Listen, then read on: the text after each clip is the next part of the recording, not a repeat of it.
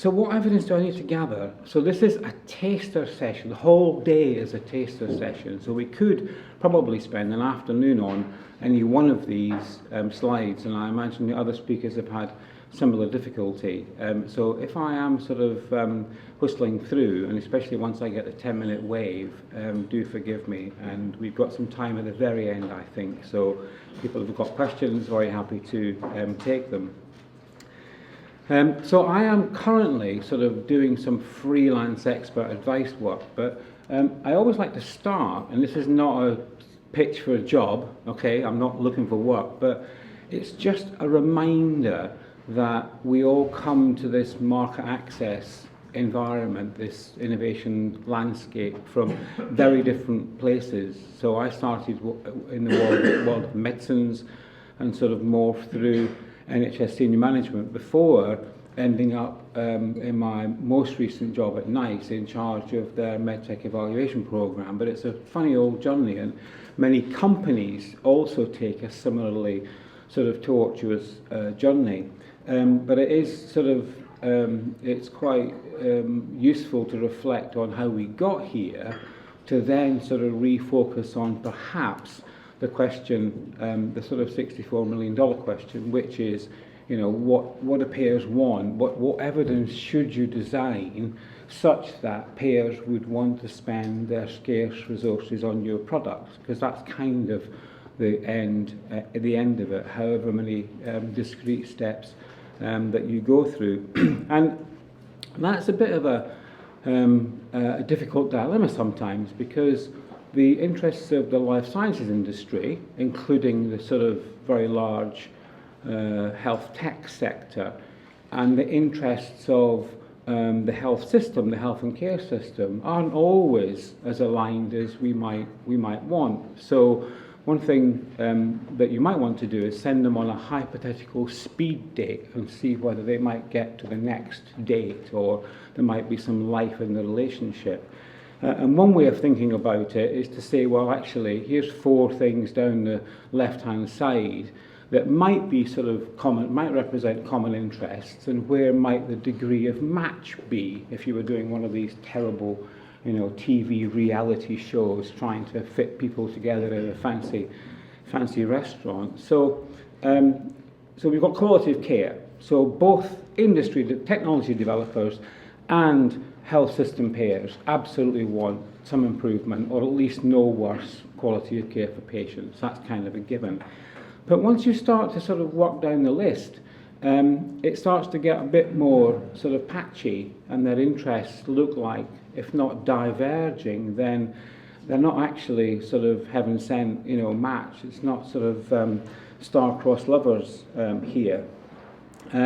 So that's just something to kind of pause on when you're thinking about compelling evidence to demonstrate a value case that payers would want to spend their money on. However, to cut a very long story short, there is some good news, because it does turn out that there is a shared aim, and a shared aim for all sorts of reasons, not least because health system payers and evaluators don't want to slow up or hold up access to the best innovations for patients, and they also, equally importantly, want the economic prosperity that a thriving life sciences industry delivers. But those things are sometimes a bit, you know, there's sometimes a bit of friction, but I think, you know, we can get to the next day. And so the question then becomes, well, okay, how do you find stuff that looks like that, and then how do you develop the evidence to then demonstrate that it might deliver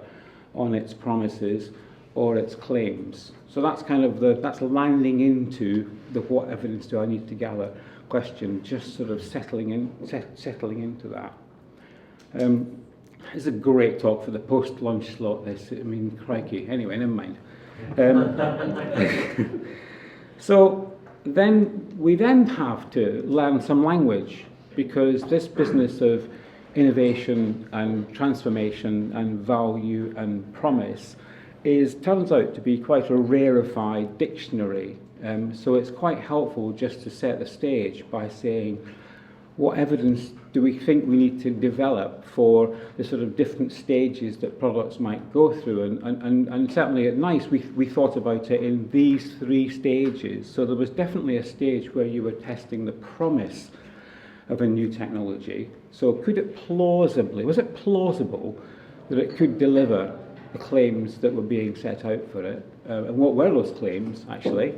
Then, if it kind of survived all of that, and that turned out to be the hardest bit, could you then make a reasonable assessment of the value it would deliver if it were adopted? That turned out to be the easy bit. And then the sort of transformative bit is about the spread and the sharing and the pushing it across the system. Again, that turned out to be even harder, actually, and that's still a sort of work in progress, and it's likely that other speakers, notwithstanding Mike, Browning and Harris, have talked about that already. But I'm going to kind of bring us back to evidence requirements, but thinking about evidence requirements in terms of distinct stages, and in particular thinking about evidence that might demonstrate promise, and then subject to that, evidence that might then demonstrate value. And it sort of, as we evolved the evaluation programs at NICE for MedTech, we kind of became aware that these were quite different things. And we spent an awful lot of time, we did spend a lot of time evaluating good stuff and issuing, able to make lots and lots of recommendations for adoption of proven technology, but we also spent an unexpected amount of time sort of puzzling on this concept of promise and actually trying to be transparent about how you decide something has promise and what evidence you use. So that's perhaps the sort of lesser known evidence gathering or lesser lower profile evidence gathering bit I want to just touch on. So given that sort of distinction, if you're with me on it, and shout if you're not, then the evidence requirements are driven by the sort of promise of and then the demonstration of value. And you can think about it in all sorts of diagrammatic and schematic ways, but here's one which people appear to sort of understand. So on the left, we're asking a question about, would anyone care if we developed this particular technology in the way that we propose to develop it? So, does it meet any need that anyone recognises in the system?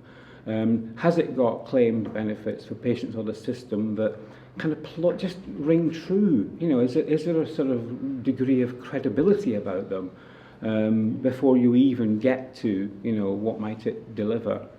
So that's sort of evidence of promise, if you like, and I'll talk a bit about that in a minute. And then on the right, kind of a bit more familiar territory, certainly for health technology assessment evaluation programs, is then stitching together a portfolio, a package, a sort of holistic, I guess, approach to evidence in the way that an organisation that NICE, like NICE would, but not only NICE, most health technology assessment organisations across the world kind of think in this way. They think about constructing a package of published evidence, very traditional studies, using patients and clinicians to interpret those, both the clinical and economic, the resource, cost and resource implications, and then arriving sort of very fast is the promise of, in a different sense, using routinely available data, real-world data, observational data, all of that agenda. And I'll say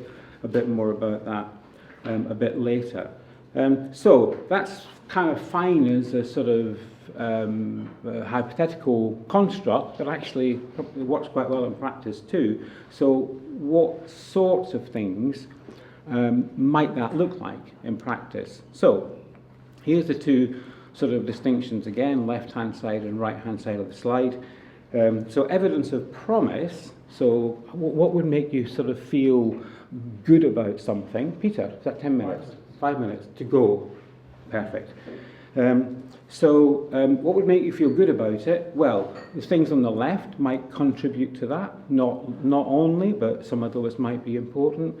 And then as you progress, some of the things on the right might then become more important. That's the sort of conventional study evidence, comparative effectiveness, confidence about the economic consequences, and so on. So if you like, you can pick your favourite courtroom drama, because on the left is the sort of civil law burden of proof, balance of probability you're probably happy to accept. And then as you're moving into value demonstration, you want to be a bit more beyond reasonable doubt. And you can pick your favourite drama. So this is Jagged Edge from 1983. Anyone seen that film with Jeff Bridges? And doesn't he look great there? Doesn't Jeff Bridges look great now, actually?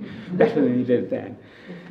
Anyway, and that promise and value transfers into when you're thinking about stages of evidence development. So I'm sorry, there's an NIHR speaker coming up next, isn't there? I should have used, or been on, I should have used invention for innovation. Anyway, this is based on the Innovate UK biomedical catalyst stages of evidence development, but it's quite good to think about, where you plant your evidence generation, either for promise or for value, in comparison to early and late stage development. And then even more by way of a taster, the question we were always asked at NICE is, okay, what type and amount of evidence will payers and evaluators require? And the answer is, it depends on the claims. So we spent a long time sort of publishing about what claims were made and whether the evidence supported the claims. But it really is about what are you claiming drives the type and amount of evidence. So the more you claim and the harder it is to prove, the more evidence that you'll require, by and large. So that's kind of up to now, and just to take a look at the future, just very, very quickly, 2 or 3 minutes left, yeah? But first a question. So are there any diagnostic companies in the room, or companies developing diagnostics? 1, 2, oh, excellent. So what's the world's oldest diagnostic test? This is a clue. Anyone? Anyone know what these are? Some kind of gluten? No? Go on, say again? Sugar plums. No? Barley? Wheat and barley. What might it be used to test?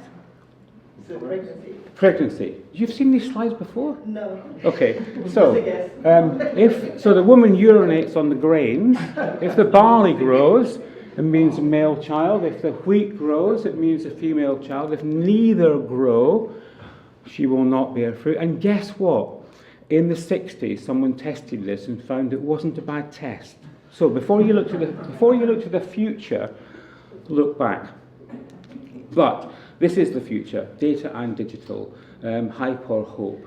So just a couple of slides on each, I think, because I'm fast running out of time. So the issue with data and digital is this is a bit like talking to your toddler. We don't really know. We haven't got a language. We haven't got a dictionary or a sort of thesaurus for this. So it's a bit like sort of going back to Plato. Truth is the sort of essence of the gods, basically. So you can only speak in facts. So you can't really speak knowledgeably about all of this. But here's some considerations for data. So at the last count at NICE, we commissioned some work which said there were 250 sources of routinely available data that could help in health technology assessment. So we haven't begun to sort of be able to talk about that intelligently yet. So the nicest focus, which you can take a look at in the link at the bottom of the slide, is when would you have gaps that real-world data could fill? If real-world data can't do everything and you have to balance it, don't start with the answer. Start with a question, which is, what gaps have I got? And these were some of the sort of pressing gaps that NICE was coming up with in terms of its technology evaluation. So maybe that's a place to start. But don't forget some of the practical issues as well. Okay, I think I will stop there. Excellent. Thanks very much.